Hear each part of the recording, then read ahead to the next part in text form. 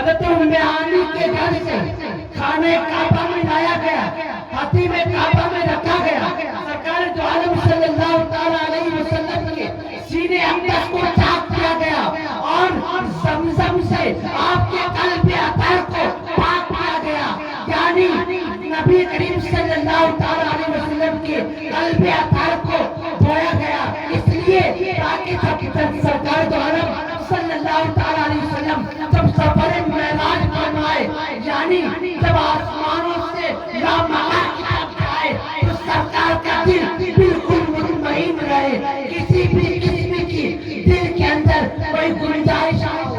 میرے محبوب کے دل کو چاک کیا گیا، چاک کرنے کے بعد نبی کے دل کو زمزم سے دھویا گیا اور سونے کی تشت میں نبی کریم صلی اللہ تعالیٰ علیہ وسلم کے دل مبارک کو رکھا گیا، اور اس کے بعد نبی کریم صلی اللہ تعالیٰ علیہ وسلم کے سینے اقدس میں وہ حصے کو پھر رکھ دیا گیا، یعنی دنیا کا وہ پہلا ڈاکٹر ہے، وہ روح الامین کی ذات ہے، جو سب سے پہلا سرجن ہے، وہ جبرائیل امین ہے۔ اے دنیا والوں، تم کہتے ہیں فلاں سرجن ہے کہ فلاں سرجن بنا، نہیں دنیا والوں، تم کو تعلیم دے گئے وہ ملائکہ کے عظیم فرشتے، یعنی حضرت جبرائیل امین نے امت کو تعلیم دیا کہ تاکہ اے امتی، تاکہ کل تمہیں کسی کا آپریشن کرنا پڑے تم اپنے دل کو مطمئن رکھ کر اس کا آپریشن کرنا۔ آپریشن کرنے والا جب ڈاکٹر آپریشن تھیٹر میں جاتا ہے تو اپنے آپ کو ہرا لباس سے ابتن کرتا ہے، یعنی جبرائیل امین نے جب سرکار کا سینے اقدس چاک کیا تھا اس وقت ہرا لباس زیب تک بنایا تھا۔ وہ جبرائیل امین علیہ السلام وہاں سے ہونے کے بعد اب سرکار دو عالم صلی اللہ تعالیٰ علیہ وسلم کا سفر شروع ہوا، مسجد حرام سے سفر شروع ہوا، مسجد اقصی تک سرکار پہنچے، وہاں پر تمام انبیاء کی جماعت موجود ہے، تمام ملائکہ کی جماعت موجود ہے، سارے انبیاء مقتدی ہیں، میرے سرکار مقتدا ہے، یعنی امامت کے مصلی پر حضرت جبرائیل امین نے سرکار کو آگے بڑھایا، یا رسول اللہ مصلی امامت آپ کا منتظر ہے، یہ تمام کے تمام انبیاء کرام آپ کے مقتدی ہیں، یہ تمام کے تمام انبیاء جو آپ سے پہلے آئے تھے، جو اول آئے وہ آپ کے مقتدی بنے، جو آخر آئے وہ سب کا امام۔ میرے نبی کریم صلی اللہ تعالیٰ علیہ وسلم مصلی امامت پر کھڑے ہو کر آپ نے نماز قائم کی، نماز پڑھنے کے بعد اب وہاں سے سفر معراج آغاز ہوا، نبی کریم صلی اللہ تعالیٰ علیہ وسلم کا وہ سفر معراج فرشتوں کی جرمت،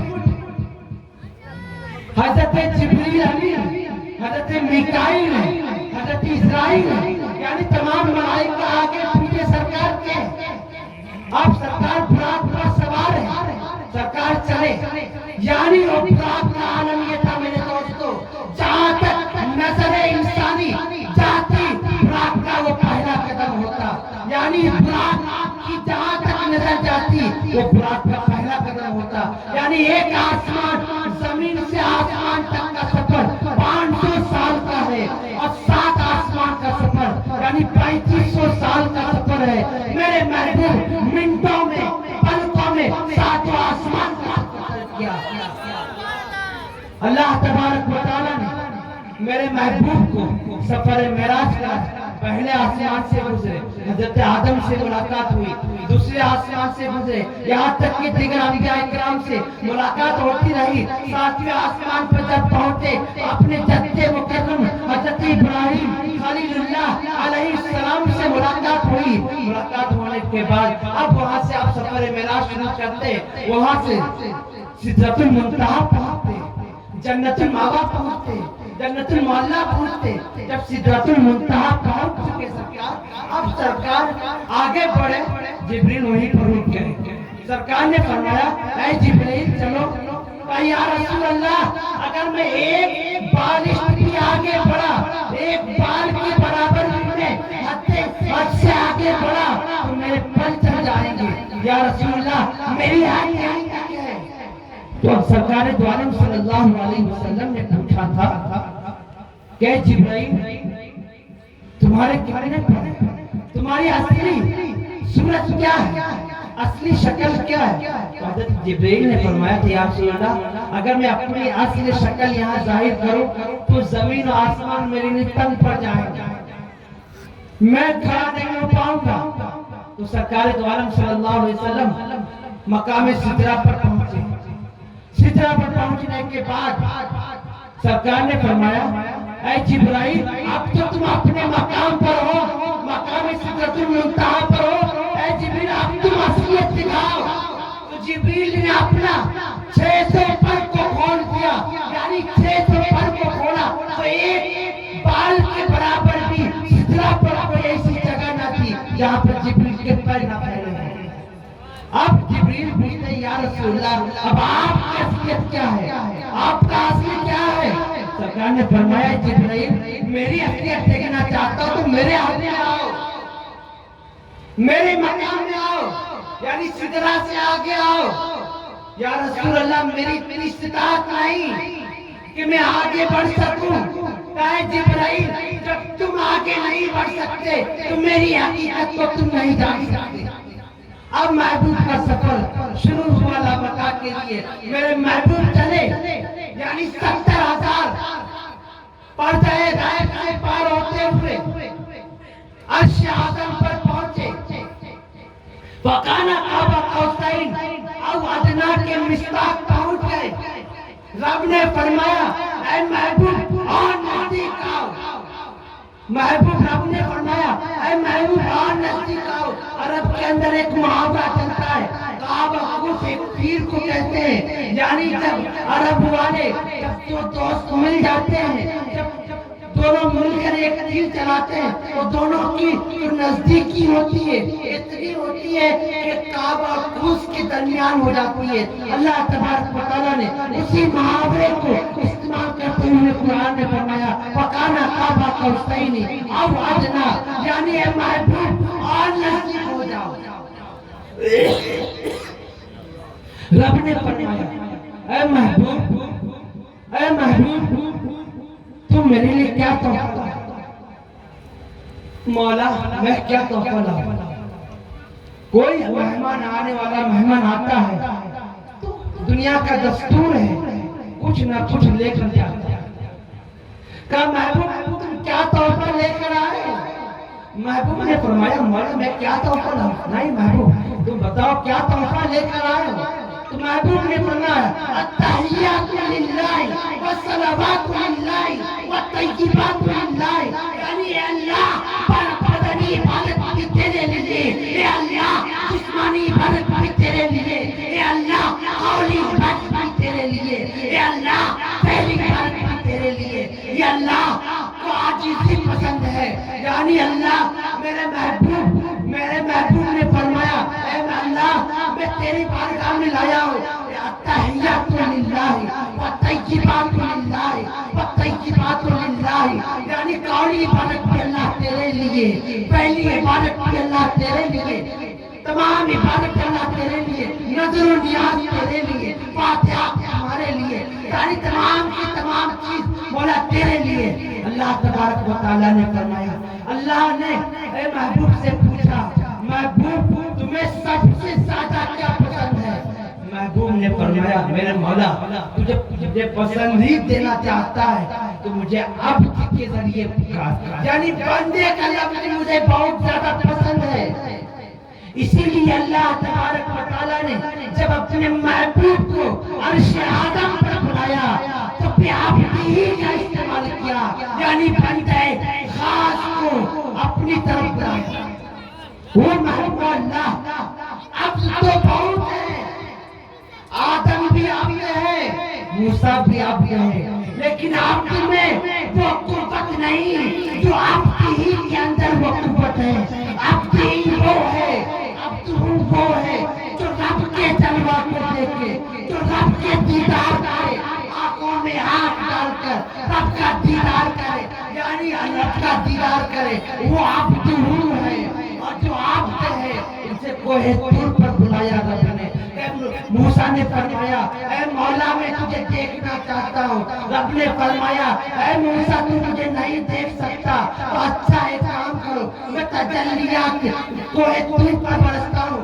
अगर ये कोहे तूर ये पहाड़ उस तजल्ली को बर्दाश्त कर लेगा तो समझ लेना तेरी जात भी मेरी तजल्ली को बर्दाश्त कर लेगी। लेकिन जब अल्लाह ने तजल्ली को कोहे तूर पर नाजिल किया तो कोहे तूर भी खाक हो गया, कोहे तूर भी जल गया, मूसा भी बेहोश हो गए।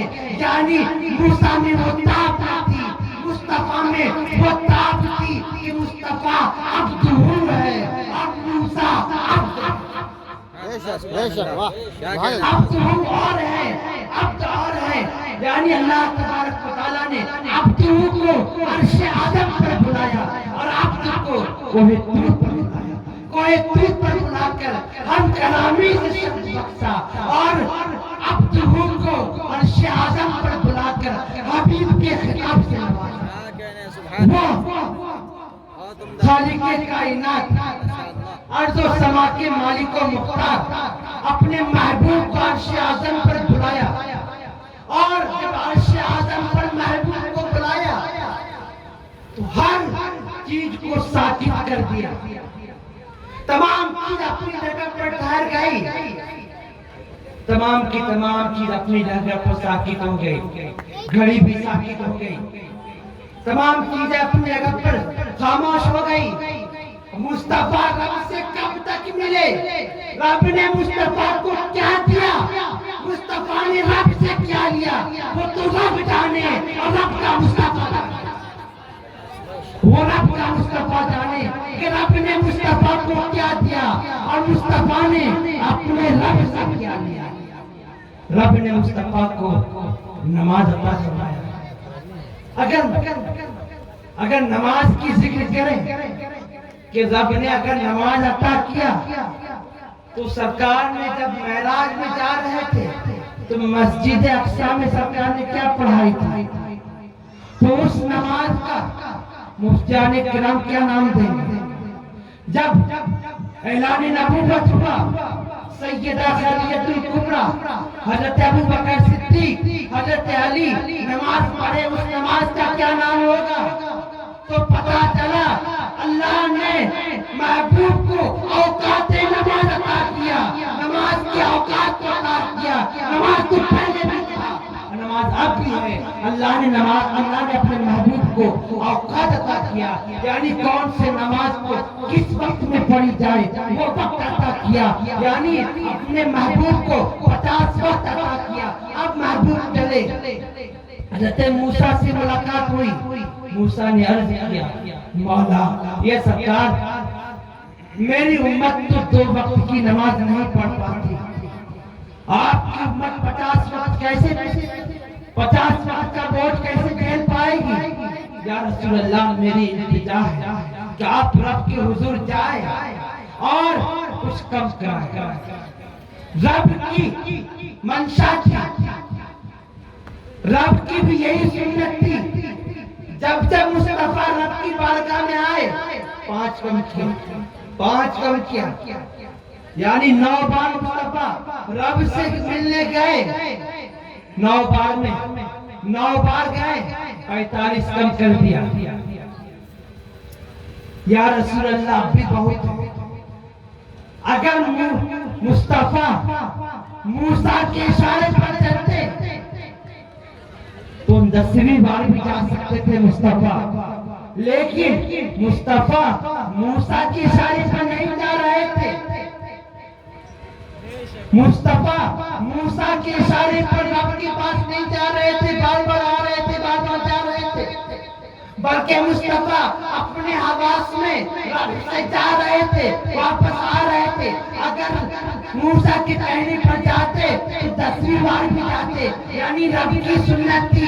जब महबूब रब से मुलाकात, जब महबूब रब के पास गए, रब ने 5 कम किया, यानी 9 बार में 45 नमाज को 45 वक्त को कम कर کر دیا. اگر محبوب 10ویں بار بھی جاتے تو اس 5 کو بھی کم کر دیا جاتا. یعنی اللہ کی نعمت کا شکر نہ ہوتا بلکہ وہ کفران نعمت ہو جاتی. یہ اللہ کی نعمت تھی اور نعمت کو فراموش کرنا یہ کفران نعمت ہے. محبوب صلی اللہ تعالیٰ علیہ وسلم کا یہ عظیم معجزہ ہے. معجزوں میں سے سب سے عظیم معجزہ ہے کہ سرکار نے حالت بیداری میں سفر دنیا سے شروع کیا, مسجد حرام سے سفر شروع کیا اور شہادت تک یہ سفر آپ کا گیا. یہ سرکار کا معجزہ ہے, یہ سرکار کا سب سے بڑا معجزہ ہے. کوئی کہتا ہے کہ سرکار کی ہر سنت پر عمل کرنی چاہیے. سرکار نے تو چاند کو بھی چاک کیا تھا, اس سنت پر عمل کرو. سرکار نے پچھم سے سورج کو پلٹایا تھا, اس سنت پر بھی عمل کرو. پیارے نہیں, کچھ سنتیں وہ ہیں اس پر ایمان رکھنا ضروری ہے, کچھ سنتیں وہ ہیں اس پر عمل رکھنا ضروری ہے. سبحان الذی اسری بعبدہ لیلا من المسجد الحرام الى المسجد الاقصی. باقی ہے اسے جو لے گیا اپنے بندے خاص کو راتوں رات مسجد حرام سے مسجد اقصی تک. انشاءاللہ باقی کل نشست میں بیان کریں گے. باقی متابعہ الحمدللہ.